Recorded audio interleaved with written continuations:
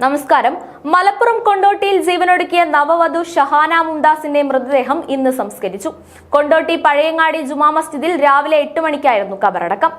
നിറത്തിന്റെ പേരിൽ ഭർത്താവിൽ നിന്ന് നിരന്തരം നേരിട്ട അവഹേളനമാണ് മരണത്തിന് കാരണമെന്ന് കുടുംബം ആരോപിച്ചു. 7 മാസം മുമ്പാണ് ഷഹാനയും മൊറയൂർ സ്വദേശി അബ്ദുൽ വാഹിദും തമ്മിൽ വിവാഹം കഴിഞ്ഞത്. ഇന്നലെ രാവിലെയാണ് കൊണ്ടോട്ടിയിലെ വീട്ടിൽ ഷഹാനയെ തൂങ്ങിമരിച്ച നിലയിൽ കണ്ടെത്തിയത്. കൊണ്ടോട്ടി ഗവൺമെന്റ് കോളേജിൽ ഡിഗ്രി 1-ാം വർഷ വിദ്യാർത്ഥിയാണ് ഷഹാന. വിവാഹത്തിന് പിന്നാലെ ഭർത്താവ് നിറത്തിന്റെ പേരിൽ പെൺകുട്ടിയെ നിരന്തരം അപമാനിച്ചിരുന്നുവെന്ന് കുടുംബം പറയുന്നുണ്ട്. ഭർത്തൃമാതാവും അവഹേളിച്ചിരുന്നു. ഇതിൽ മനംനൊന്താണ് ഷഹാന ജീവനൊടുക്കിയതെന്ന് കുടുംബം ആരോപിച്ചു. മഞ്ചേരി മെഡിക്കൽ കോളേജിലെ പോസ്റ്റ്മോർട്ടത്തിന് ശേഷം മൃതദേഹം ബന്ധുക്കൾക്ക് വിട്ടു നൽകി. ഭർത്താവ് അബ്ദുൽ വാഹിദ് വിദേശത്താണ്. നിറത്തിന്റെ പേരിൽ ഭർത്താവ് തുടർച്ചയായി നടത്തിയ അവഹേളനം സഹിക്കവയ്യാതെ ഷഹാന ജീവനൊടുക്കിയെന്നാണ് പരാതി.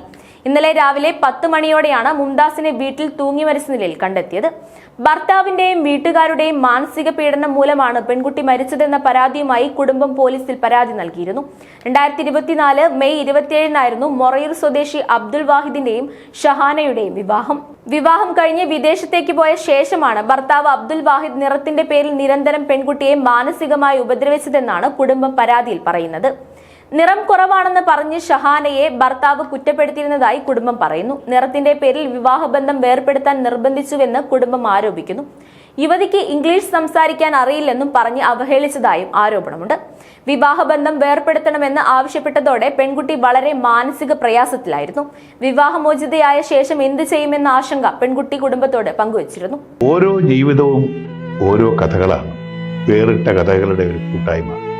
വേണമെങ്കിൽ നമുക്കതിനെ ഒരു നോവലെന്ന് പേരിടാം. അതുപോലൊരു നോവലല്ലേ നിങ്ങളുടെ ജീവിതവും?